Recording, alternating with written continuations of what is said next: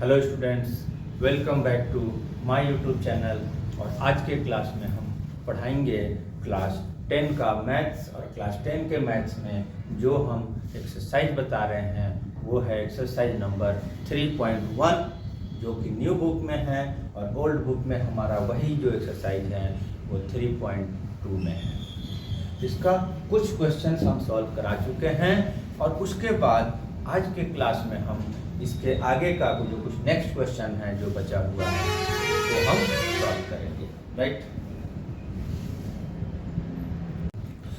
इसके बाद जो नेक्स्ट क्वेश्चन जो हमारा आता है वो है क्वेश्चन नंबर 6, और इसमें हमारे पास क्या बोला जा रहा है, given the linear equation 2x + y - 8 = 0, write another linear equation in two variable such that geometrical representation of pair so formed is intersecting line, parallel line and coincident line।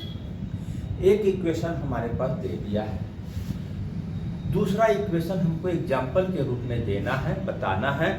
Condition क्या है कि एक बार इंटरसेक्टिंग लाइन वाला condition दिखाना है कि ऐसा देना है इक्वेशन कि इंटरसेक्टिंग लाइन हो। सेकंड में ऐसा लाइन देना है, ऐसा इक्वेशन देना है जब हम ग्राफ खींचें तो पैरेलल लाइन हो। थर्ड में ऐसा इक्वेशन का एग्जांपल देना है जो जब ग्राफ खींचें तो लाइंस कोइंसिडेंट हो। बहुत इजी है, कोई नहीं। गिवन इक्वेशन क्या है, 2x + 3y = 8। सेकेंड इक्वेशन बताना है। तो इसमें हमको इंटरसेक्टिंग लाइन के लिए कंडीशन क्या चाहिए वो ध्यान देना होगा कि a1/a2 and b1/b2 not equal होना चाहिए। ये तो इस तरह का अगर एग्जांपल देना है तो मान लेते हैं हम इसको 3x दे दिए प्लस 5y दे दिए और -9 दे दिए। तो क्योंकि अब इसका जो इक्वेशन आएगा जो 2/3 एंड 3/5, तो जो दोनों का रेशियो है a1/a2 एंड b1/b2 यहाँ पर नॉट इक्वल है 2/3 3/5। तो ये इंटरसेक्टिंग लाइन का इक्वेशन हो गया, राइट। सेकंड में हमको पैरेलल लाइन का कंडीशन फुलफिल करने वाला इक्वेशन देना है। तो इसमें हमारे पास क्या होता है, दो की वैल्यू तो इक्वल होता है but C1 C2 not equal होता है। तो यहाँ पर हम 4x दे दिए, 6y दे दिए, डबलिंग कर दिए, और यहाँ पर हम 9 दे दिए। इस तरह का कई इक्वेशन होगा।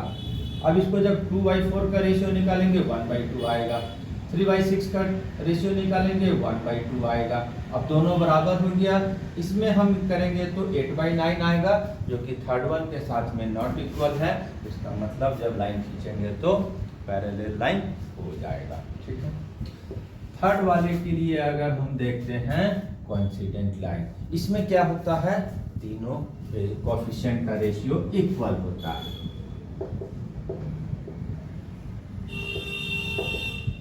कोइंसिडेंट लाइन, इसका मतलब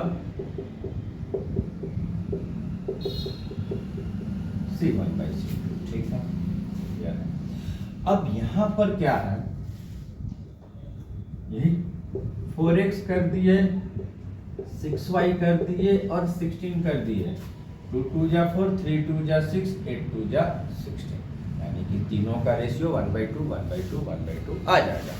अब ये हो गया हमारा कोइंसिडेंट लाइन का इक्वेशन का एग्जाम्पल, राइट।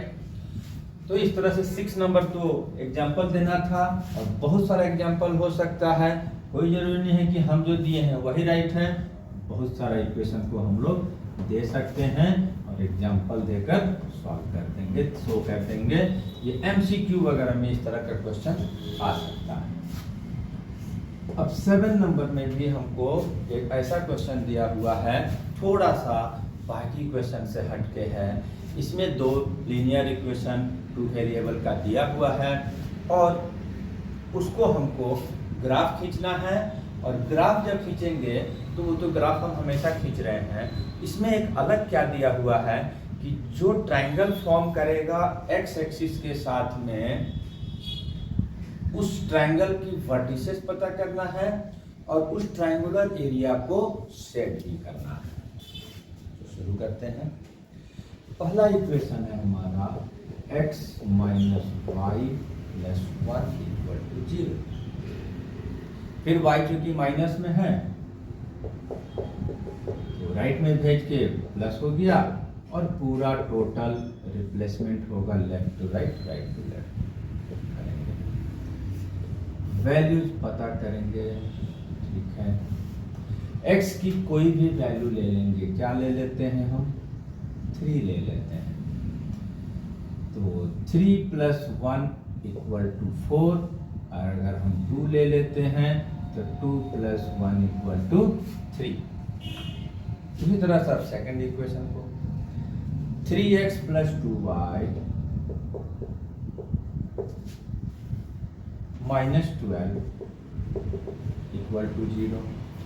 2y को लेफ्ट में रखेंगे, माइनस 12 गया तो प्लस हुआ, 3x गया तो माइनस हुआ,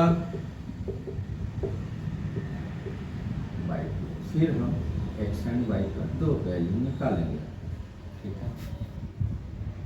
फिर से 2 रख के देखते हैं तो यहाँ पर आ रहा है 12, 3 माइनस 2 बाई 2,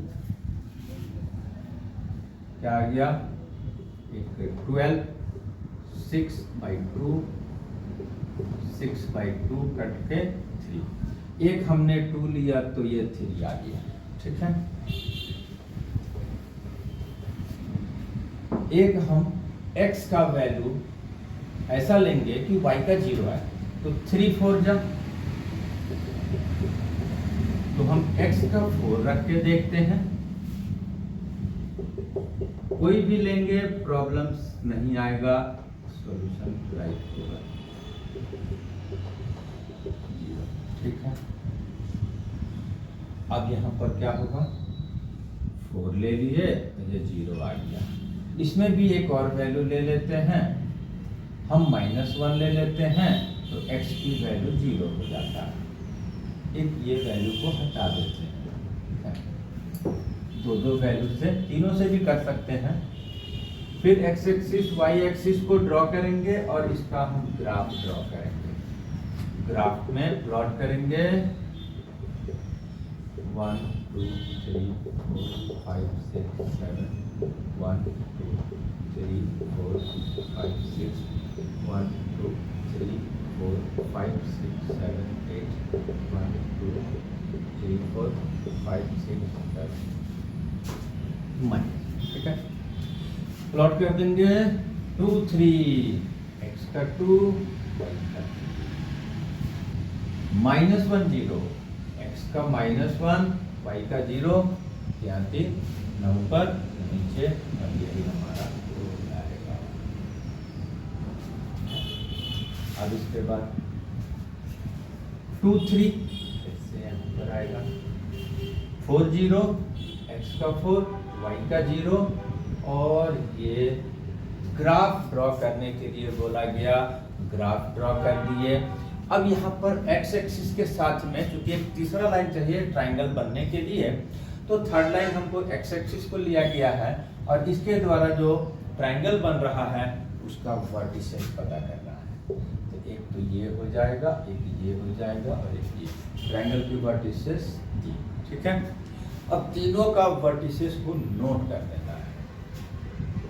ये कितना है, -1 0, जो उसका दिखाई दे रहा है x कॉम्पोनेंट और y कॉम्पोनेंट, ठीक है।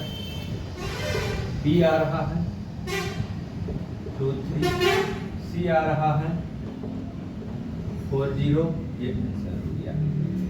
अब ट्रायंगुलर एरिया को सेट भी करना है।